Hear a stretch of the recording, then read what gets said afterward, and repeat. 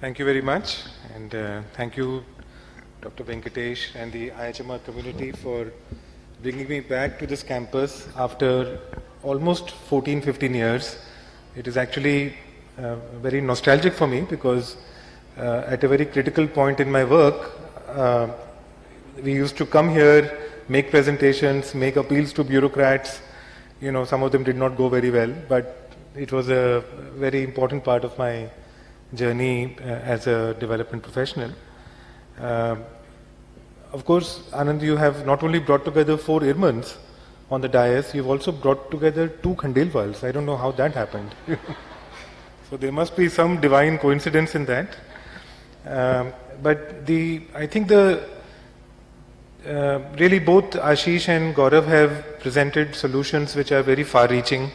They're very important for making our urban life more respectable, more dignified, especially keeping very big communities on the margins in mind. Let me bring, I guess, our attention to the essential linkage between rural and urban areas.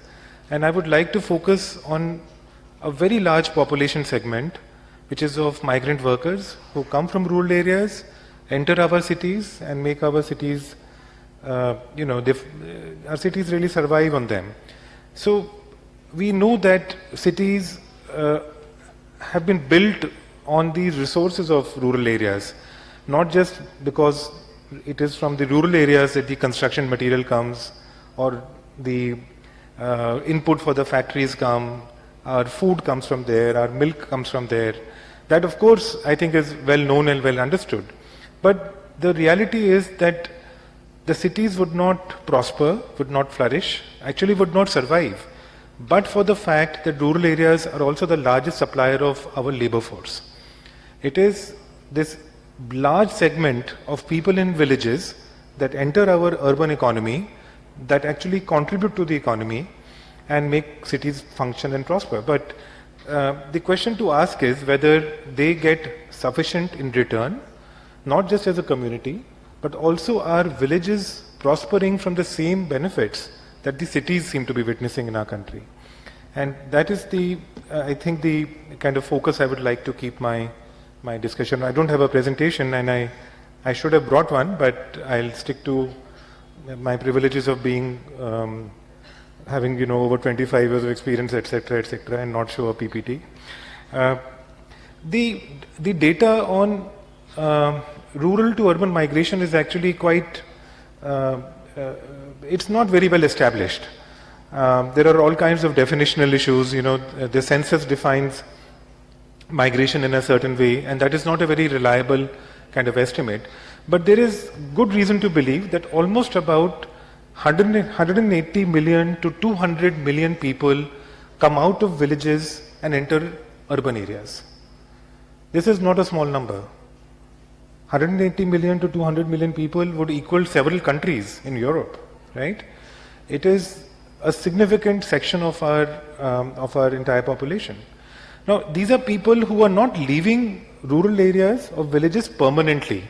These are people who are coming for a period of time. They are coming because rural areas don't have the opportunities and cities do. So they are seasonal kind of workers. They will stay in the city for a period of time and then they will go back. The economic life is being conducted in the cities, but the social and cultural life is actually being transacted still back in the village. And I think from the experience of my organization that people actually prefer it to be that way.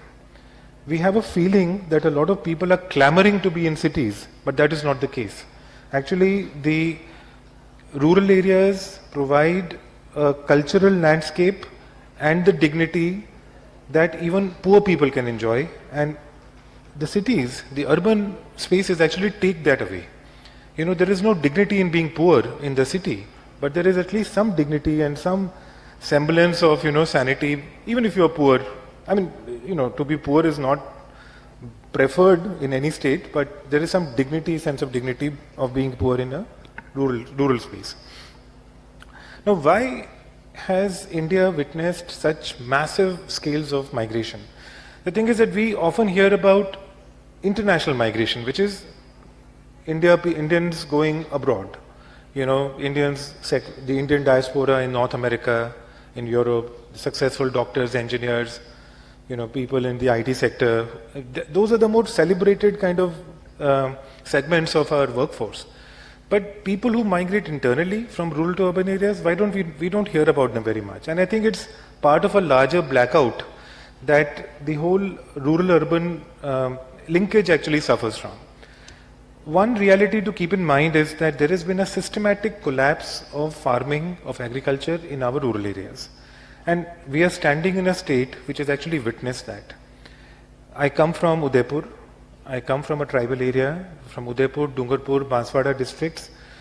Agriculture in the last 30 years has actually been devastated to an extent that nobody wants to be engaged in agriculture anymore. The opportunities don't exist. There is no new technology. There are no new inputs.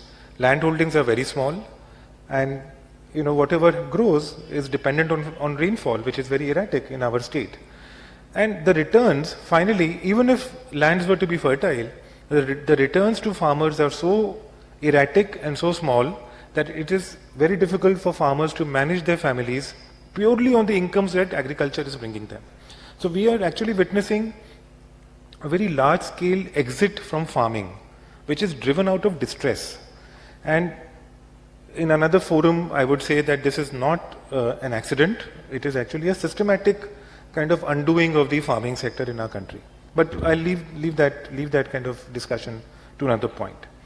Second situation is that despite the whole projection of our growth story, the fact remains that our essential education and health infrastructure in rural areas is very poor. We are not able to sustain young people in the villages because there is nothing to hold on to.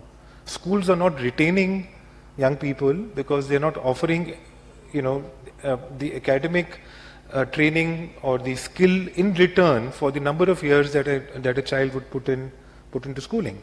So poverty at home, poor schools mean that people will leave and try and find work in urban areas to become part of this larger urban story. Finally, even if farming was to be poor and schools were to be bad, if there was to be actually some kind of employment, some kind of alternative non-farm employment, then there would be more reason for people to stay on in villages and find things to do closer to their own homes. Now that also is a very kind of a poor story, especially in parts of the country that I come from and that a lot of us would relate to. So all of this together, failing agriculture, poor education and health, and poor employment, non-farm employment, is actually resulting in large-scale exit, large-scale movement of people from rural to urban areas. And as I said, almost about 180 to 200 million people are engaged in this kind of migration. Let us consider Rajasthan itself. Now, we did a study in 2014 and we found that about 58.7 lakh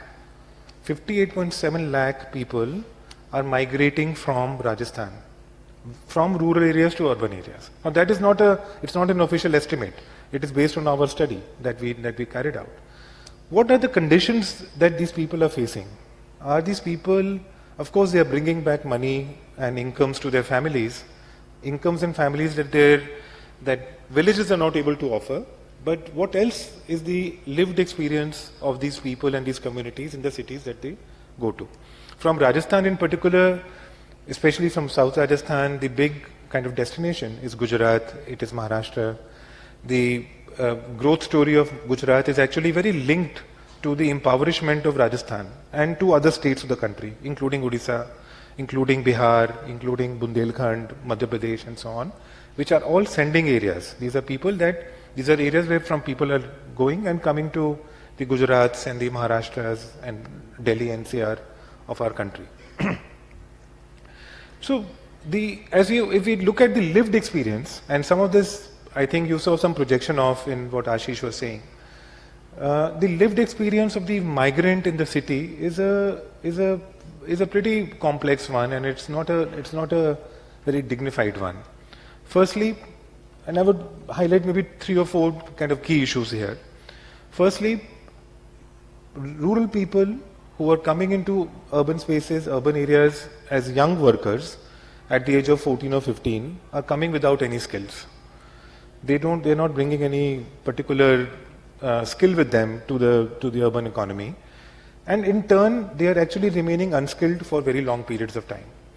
To be unskilled means that your wages, your incomes will not go up. You will actually remain unskilled for a very long period. Your wages will not go up, and therefore you will actually return to your village early in your life.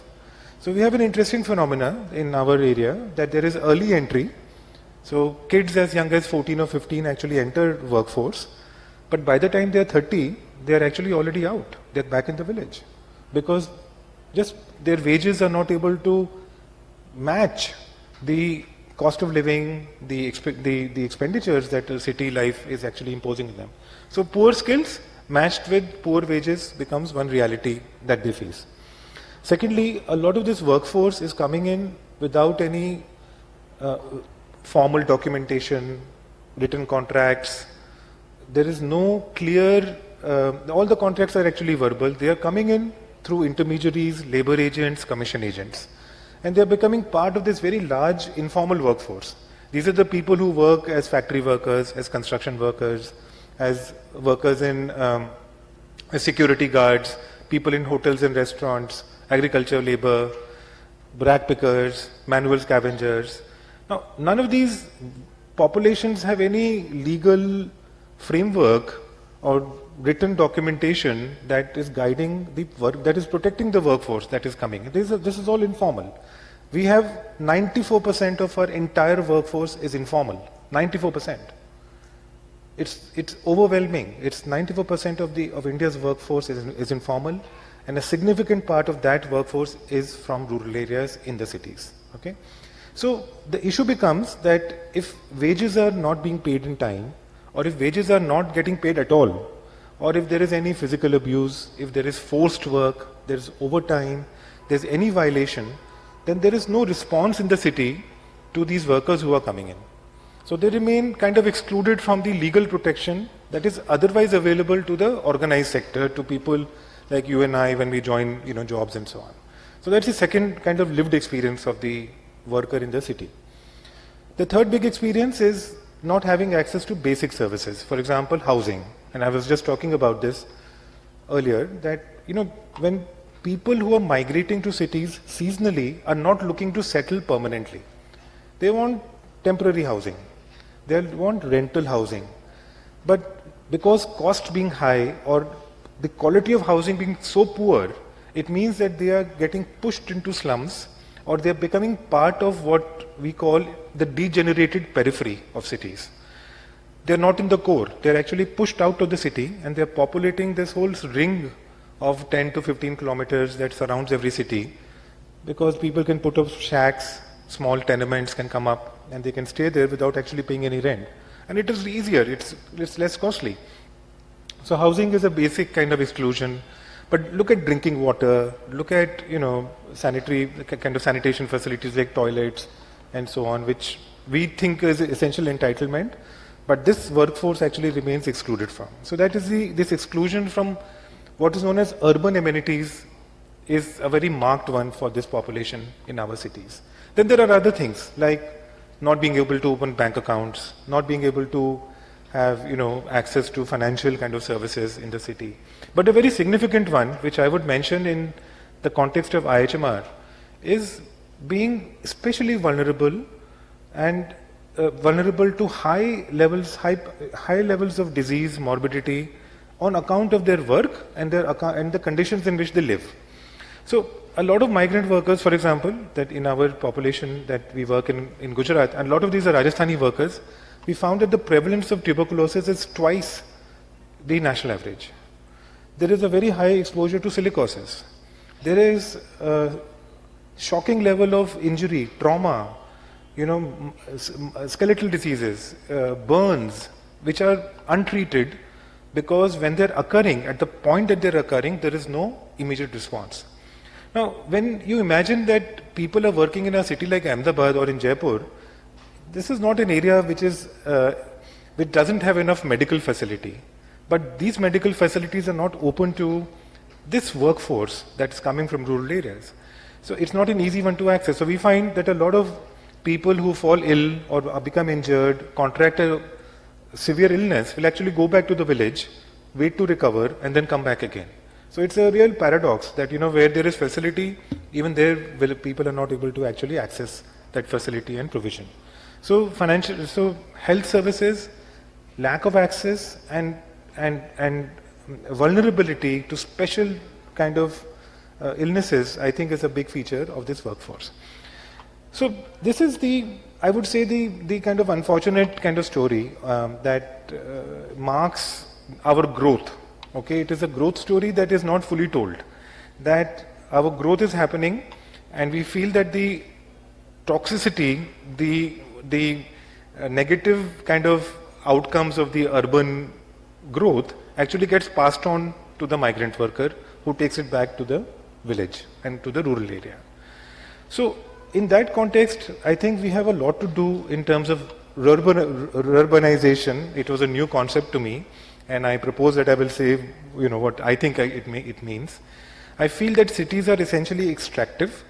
They take inputs, material, men, services, and labor, but are they giving sufficiently in return, including to the peripheral areas or the vast hinterland? What has massive migration from Bundelkhand, from South Rajasthan, from Odisha, from parts of Andhra, from Madhya Pradesh, what has it done to those areas? Are these areas doing better? Travel and find out. These are not areas that have much hope for the future. These are areas that depend on Bombays and Delhis and Ahmedabad and Surat. But as economies, they are collapsing. And I think the reinvestment in the rural area from the urban kind of economy is a big challenge, big problem that that the country is actually facing. I will close by saying that there are, of course, some models. I'm choosing this time not to talk too much about our work. I'll only just say that there is a huge scope to actually intervene in this space. Typically, civil society organizations, governments, trade unions, they don't seem to work with this floating population. It gets missed because our mindsets, our institutions are divided across this binary of rural and urban. So either there will be a rural organization, there will be an urban organization. But what about this population that is in the urban to rural to urban continuum? So there's a real space issue there. There's real kind of a vacuum there. My organization, Aajeevika Bureau, is an attempt to actually address that issue. We work across Rajasthan and Gujarat. We run facilitation centers that provide services to migrant workers. We do all kinds of things. We were the first to start a photo ID kind of program for migrants going to Gujarat. We've done almost about 2.5 lakh IDs. This is before Aadhaar. Then Aadhaar came and Aadhaar became significant.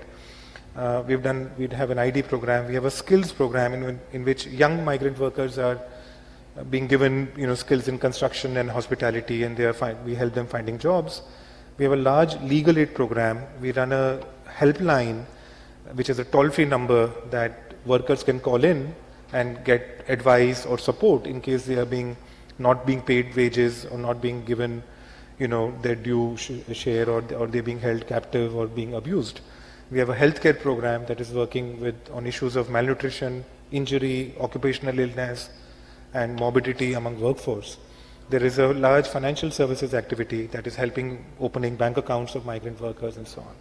So overall, I think there is a real opportunity for professionals, for institutions to operate in that space, in the space for people for whom the rural has not ended and the urban has not yet begun.